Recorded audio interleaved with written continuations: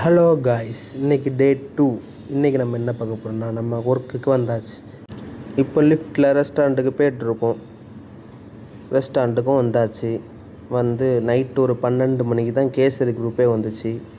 அதையும் முடிச்சுட்டு எடுத்துகிட்டு ரூம் போயாச்சு. ரூம் போய்ட்டு காலத்து ஒரு 4 மணி போல் ஹோட்டலுக்கு வந்து மூஞ்செல்லாம் கழுவி எடுத்துகிட்டு நம்ம கிச்சனுக்குள்ளே போயாச்சு. எல்லாம் வந்து ஹோட்டலுக்கு கிச்சனுக்குள்ளே வந்தாச்சு. ஆனால் நாங்கள் எல்லாமே சமைச்சிட்டோம். அதுக்கு வீடியோ எடுக்கிறதுக்கு டைம் வேறு இல்லை. அடுத்த இதில் வீடியோ காணிக்கிறேன். இப்போது சாம்பார், பால், உப்புமா, வடை, ரச வடை. அடுத்தது மாஸ்டர் பரோட்டா போட்டிருந்தாங்க, ஆலு பரோட்டா. அதுக்கப்புறம் நம்ம இட்லி எப்போ எடுக்க போயாச்சு. நம்ம எப்போவும் பொஃபைக்கு வந்து வாழை இலையில் தான் இட்லி வைப்போம்.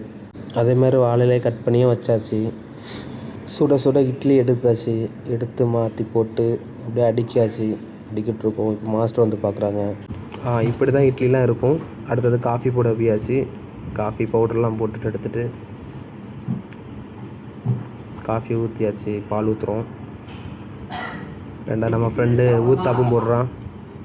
ஆலு பரோட்டா கல்லில் வெந்துட்டுருக்கு. அடுத்தது எல்லாம் பஃபைக்கெல்லாம் பிக்கப் பண்ணி எடுத்து வச்சாச்சு. சர்வீஸ் மேன் இதான் பஃபை, பார்த்துடுங்க. இப்படி தான் இருக்கும். அடுத்த மாவரைக்கு பேசி கல்லை எடுத்து மாட்டிட்டு அரிசியெல்லாம் போட்டு சுவிட்சு போட்டு விட்டாச்சு. மாவரெல்லாம் அரைய விட்டுட்டு அடுத்தது ஜேன் ஆர்டர் வந்துச்சு. ஜேனுக்கு சாம்பார் போட போயாச்சு.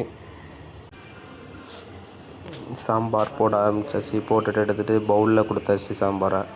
இதை கொடுத்தது பிறகு அடுத்தது பரோட்டா, நம்ம ஸ்டைலில் ஒரு பரோட்டா போடும். 2 பரோட்டா கேட்டாங்க. பரோட்டா போட்டு அடுத்த மாவு எடுக்க போயாச்சு. மாவு எடுத்துகிட்டு மாவெல்லாம் எடுத்து முடிச்சுட்டு மாப்பு போட்டாச்சு. கிச்சனை க்ளீன் பண்ணணும். க்ளீன்லாம் பண்ணிவிட்டு ஸ்டோரில் போய் இன்டர்ன் பே போட போயாச்சு.